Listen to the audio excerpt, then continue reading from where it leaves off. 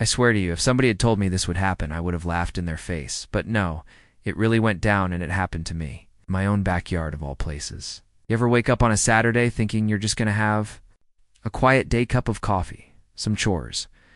That was my weekend. I'd just finished skimming the last leaf from the water.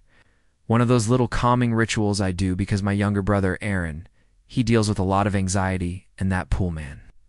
It's not just water to him, it's like hitting a reset button. He'll float there for hours, shoulders finally unclenched, like all the noise in his head drains out into the deep end.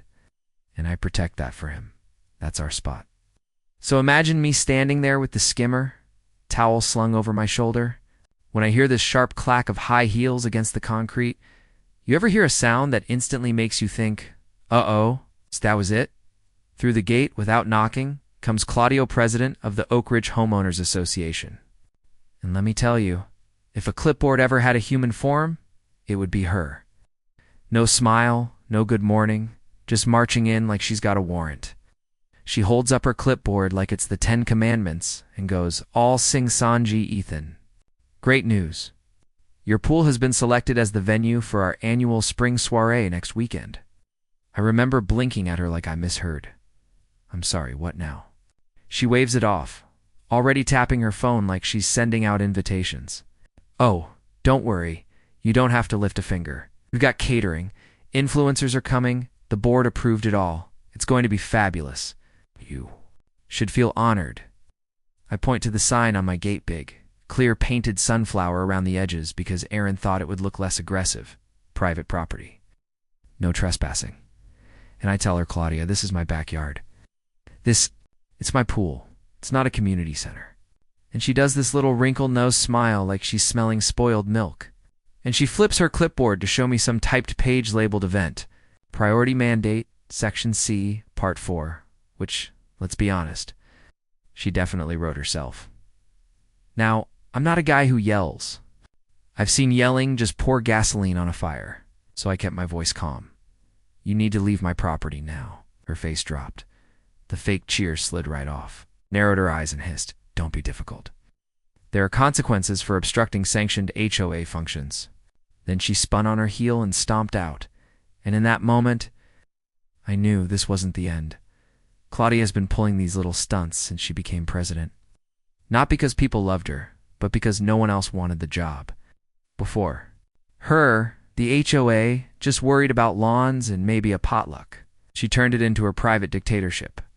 One week, she'll find our neighbor for excessively whimsical wind chimes. The next week, old Mr. DeLuca got slapped because his rocking chairs didn't reflect community aesthetics. My first run-in was over the mailbox, the one that came. With the house wasn't the right shade of beige, she actually taped a typed letter to my door citing the exact paint code. Aaron panicked, he always does. So we repainted just to avoid drama. And then she showed up with a color swatch, nodded once, and left, like she was knighting us. That was my first taste of her brand of tyranny. But the pool, that was sacred ground. And Monday morning, taped to my front door, was a 2-page reservation. Confirmation. It's not mailed, not signed, just taped there like an eviction notice. It listed date, time, expected guests, and get this, the HOA's assumption of use of homeowner restroom facilities. Aaron handed it to me like it was radioactive. I called the regional HOA office thinking surely somebody above Claudia would step in. The woman on the phone, Brenda, sounded bored out of her mind. The board has local discretion. You can dispute it at the next meeting. The next meeting, 3 weeks away. The party, 5 days away. So I had a decision to make. And that decision started with me dragging the submersible pump out of the shed. If Claudia wanted to throw a party, she'd have to do it somewhere else because this pool was going out of service Tuesday morning. I drafted a formal letter, pool closed for owner-initiated repairs. Area off limits until further notice. I handed it to Janice, Claudia's sidekick with the little poodle she parades every morning like she's on patrol. "Just HOA housekeeping," I told her with a smile. She gave me a sniff like I was beneath her and walked on. Perfect. By noon, the pump was humming. Water poured out in a satisfying rush, legal and methodical. Aaron came outside, eyes wide. "You really doing it?" he asked.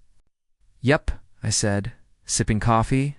Health and safety comes first. By Wednesday, Claudia doubled down flyers everywhere. Glossy full-color ads. Oak Ridge's premier aquatic soiree.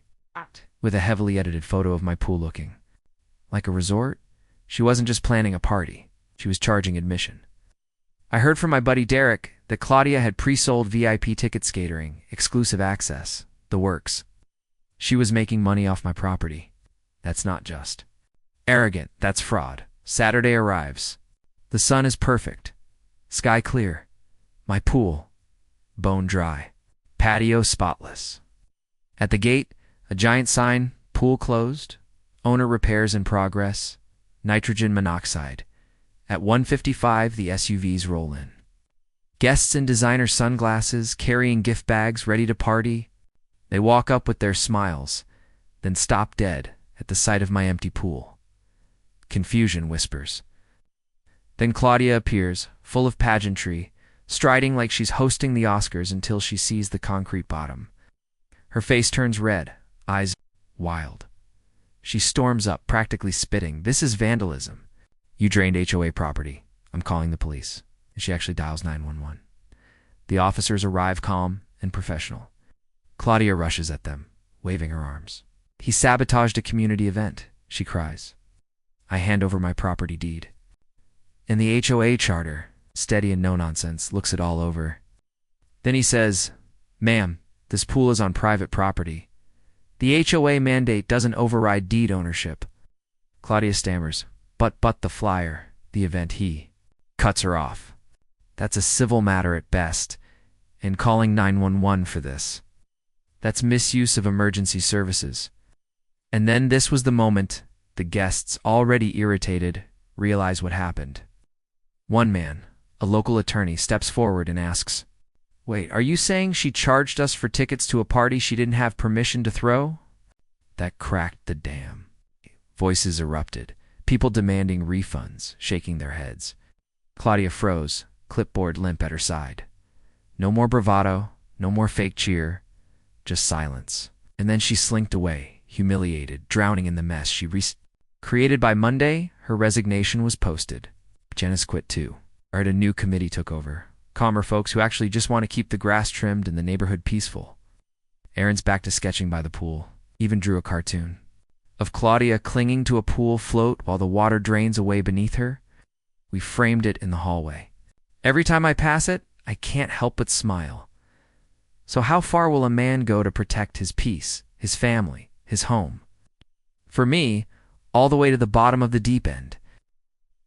And let me tell you, sometimes the most satisfying view in the world is a drained pool and the sound of silence where chaos was supposed to be. But here's where I'll throw it to you. Did I do the right thing draining it? Should I have let the party happen and fought it afterward? Have you ever dealt with a power-drunk HOA or a neighbor who thought they owned more than they did? Drop your stories in the comments. I read every one of them. And hey, if you ever feel like your peace is under siege, just remember a submersible pump and a little backbone go a long way.